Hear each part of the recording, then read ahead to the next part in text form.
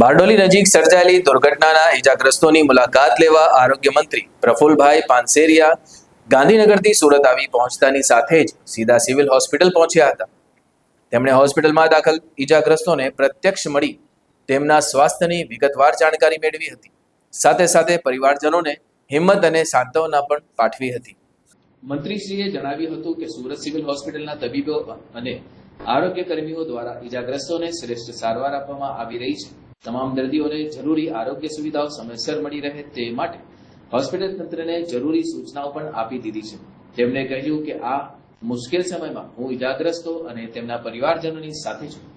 સાથે તેમણે પ્રાર્થના કરી કે પરમાત્મા તમામ દર્દીઓને ઝડપથી સ્વાસ્થ્ય લાભ આપે।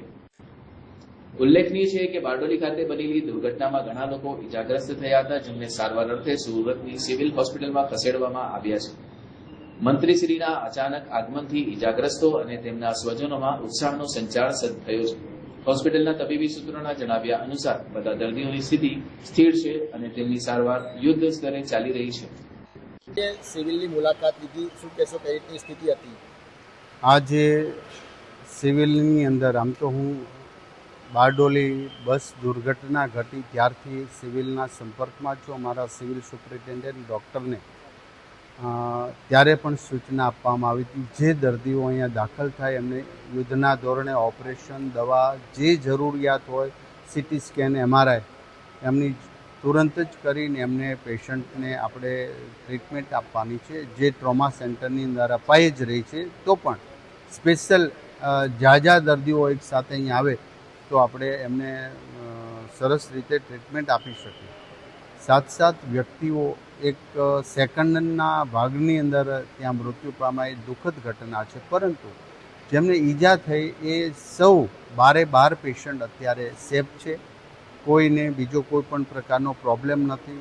એમને ઓપરેશનની જરૂર હતી, એમને ઓપરેશન થઈ ચૂક્યા છે। બાકી જે મેડિકલ ભાષામાં 2 દિવસ પછી કે 4 દિવસ ઓપરેશન કરવાના હોય એ પણ થઈ જશે। એક પેશન્ટને પ્લાસ્ટિક સર્જરીની પણ જરૂર છે, એ પણ અહીંયા થઈ જશે। તમામ પેશન્ટના સગાવાલા મહારાષ્ટ્ર અને ગુજરાતમાં જ્યાં રહેતા હોય બધા જ અહીંયા આવી ચૂક્યા છે।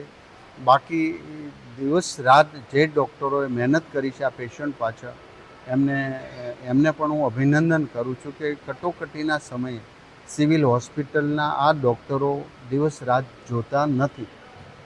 તો આજે આપણે પ્રાર્થના કરી છે કે 12 પેશન્ટ જલ્દીમાં જલ્દી એમને રજા આપી ઘરે હસતા જાય એવી ઈશ્વરને પ્રાર્થના કરીએ છીએ।